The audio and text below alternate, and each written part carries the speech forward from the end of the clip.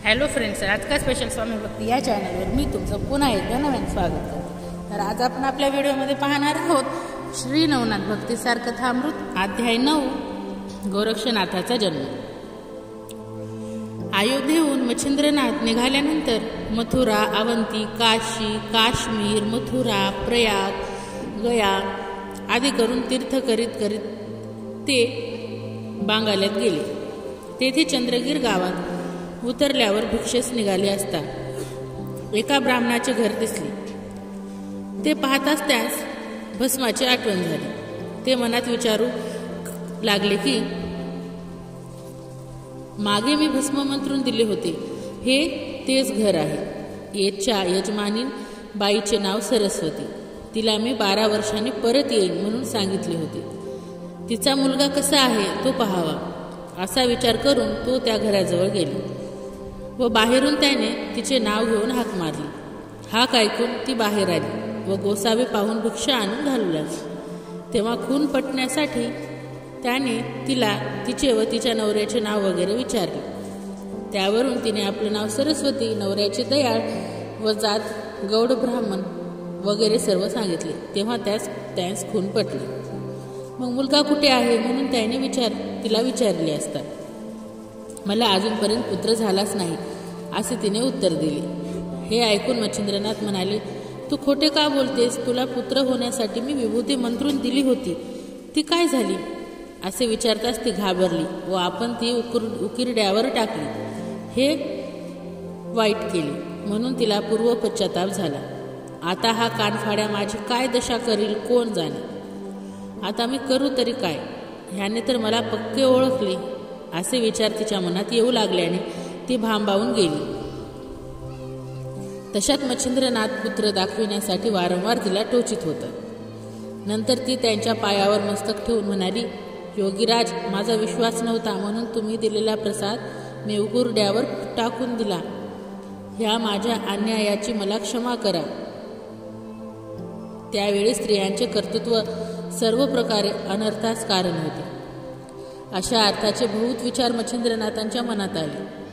ह्या बाईच्या नादी लागल्यामुळे त्यावेळी आपण मूर्खपणा झाला असे त्यांना वाटले. पुत्रप्राप्तीस्तव सूर्याच्या वीर्याने अभिमंत्रण करून दिलेल्या भस्माची धूळधाणी झाल्याने त्यास रुखरुख लागली. ते भस्म फुकट न जाता त्याला देह झालाच पाहिजे असे वाटून व ते भस्म कोठे टाकली त्याचा तपास करावा म्हणजे काय अवस्था झाली आहे ते कळेल असा विचार मनात आणून ते म्हणाले की माते, जसे व्हावयाचे तसे घडून गेले. तुझवर जरी मी आता रागवलो तरी माझ्या पदरात काय पडावयाचे आहे? होणारी गोष्ट होऊन गेली. आता इतके कर की जिथे ते भस्म टाकले होतेस ती जागा मला दाखव म्हणजे झाले. मच्छिंद्रनाथाने असे म्हटल्यावर तिची भीती उडाली. मग जेथे ते भस्म टाकले होतेस ती जागा मला दाखव म्हणजे झाली. मच्छिंद्रनाथाचे असे म्हटल्यावर तिची भीती उडाली. मग जेथे भस्म टाकले होते तो मोठा उंच गोवराचा ढीग त्यास दाखवून तेथेच भस्म टाकले असे ती म्हणाली. ती जागा पाहिल्यावर त्याने मुलास उद्देशून हाक मारली की हे प्रतापवंता, हरिनारायणा सूर्यसुता, तू जर गोवरात असलास तर बाहेर निघ. तुझा जन्म इथे झाला व आज 12 वर्ष ह्यात राहिलास म्हणून तुझे नाव गोरक्ष असे ठेविले आहे. यास्तव हे गोरखनाथा, तू आता उशीर न लावता बाहेर ये. इतके शब्द ऐकताच उकिरड्यातून शब्द आले की गुरुराया, मी गोरक्षनाथ आत आहे, पण गोवराची रास मोठी असल्यामुळे बाहेर निघता येत नाही. यास्तव गोवर एका बाजूस करून मला बाहेर काढावे. नंतर खाच उकरून गोरक्षनाथास बाहेर काढले. तो तेज पुत्र पाहून बाहेर येताच सूर्यासारखा प्रकाश पडला. तेव्हा सरस्वतीस फार पश्चाताप झाला. असा पुत्र आपल्या हातून गेला म्हणून तिला तळमळ लागली व ती रडू लागली. तेव्हा मच्छिंद्रनाथाने तिला सांगितले की आता रडतेस कशाला? तो मुलगा तुझ्या नशिबातच नव्हता, मग तो तुला कोठून प्राप्त होणार? आता तू येथून जा, कारण माझा कोप प्रत्यक्ष अग्नीप्रमाणे आहे. तो ब्रह्मादिकांना देखील सहन होण्यास कठीण. आता व्यर्थ खेद न करिता जा, नाहीतर शाप मात्र घेशील. ते भाषण ऐकून ती घाबरली व मुकाट्याने मागल्या पायी घरी गेली. पुढे गोरक्षनाथ गुरुच्या पाया पडला त्यास मच्छिंद्रनाथाने प्रसन्न होऊन उपदेश केला व आपला वरहस्त त्याच्या मस्तकावर ठेविला आणि त्यास नाथ दीक्षा दिली. नंतर तो त्यास घेऊन तीर्थयात्रेस निघाला. मच्छिंद्रनाथ गोरक्षनाथास घेऊन तीर्थ करीत हिंडत असता जगन्नाथास जाण्याच्या वाटेवर एक कनकिरी म्हणून गाव लागले. तेथे येताच ते क्षुधेने व्याकुळ झाल्यामुळे त्याने गोरक्षनाथास भिक्षेस पाठविले. तो घरोघर भिक्षा मागत असता एका ब्राह्मणाच्या घरी गेला. त्या दिवशी त्या ब्राह्मणाकडे पितृतीर्थ होते म्हणून चांगली चांगली पक्वाने केलेली होती. तेथे जाऊन गोरक्षनाथाने अलग शब्द केला. तो ऐकून घरधनीन बाहेर आली. तिने त्याच्या त्या गंभीर भव्य तेजस्वी चेहऱ्याकडे पाहताच हा कोणीतरी योगी असावा असा विचार तिच्या मनात आला. त्यावेळेस तिने त्या सर्व पदार्थ वाढलेले घवघवीत पान दिले. अनेक पदार्थ पाहून गोरक्षास समाधान वाटले व तिला आशीर्वाद देऊन तो निघून गेला. पोटापुरती बेगमी झाली असे पाहून तो जास्त न फिरता माघारी गेला व ती भिक्षा त्याने गुरुपुढे ठेवली. पक्वानाने भरलेले पात्र पाहून गुरुस आनंद झाला. मग तो जेवावयास बसले. ते अन्न स्वादिष्ट लागल्यामुळे मच्छिंद्रनाथ प्रीतीने जेवले. त्या योगाने त्यांचे पोटही भरले. तरी त्यांचा त्या पात्रातील वड्यावर हेतू राहून गेला. तेव्हा त्याने गोरक्षनाथाकडे पाहिले. त्याने काय इच्छा आहे ते कळावयाची अशी विनंती केली. त्यावर ते म्हणाले, वड्यावर माझे मन गेले आहे. तो जर आणखी एक असता तर चांगले झाले असते.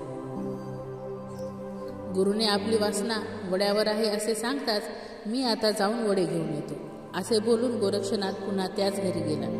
गुरुकरिता त्या बाईपाशी आणखी एक वडे मागू लागला. तेव्हा ती म्हणाली, गुरुचे नाव कशाला घेतोस? तुला पाहिजेत असे का म्हणेनास? हे ऐकून त्याने तिला सांगितले की खरोखर मला नकोत. मी गुरुजींची इच्छा पूर्ण करण्यासाठीच वडे मागून नेत आहे. तेव्हा ती म्हणाली, अरे तुला बैरागी समजून मी भक्तिपूर्वक पुष्कळ पदार्थ घालून चांगले घवघवीत पान वाढून दिले होते. तू फिरून आलास. असे उत्तम अन्न वारंवार फुकट मिळते काय?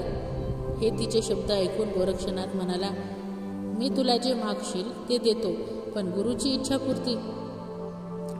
पूर्ण करण्याकरिता मला वडे दे.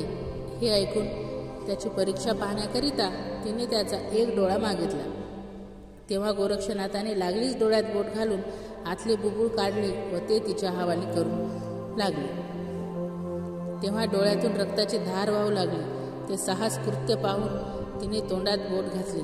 तिची छाती दडपून गेली. तिला त्याचा फारच कळवळा आला. ती 5-7 वडे घेऊन बाहेर आली व ते त्याच्या पुढे ठेवून हात जोडून म्हणाली, महाराज, मी सहज बोलले. माझ्या अन्यायाची मला क्षमा करा.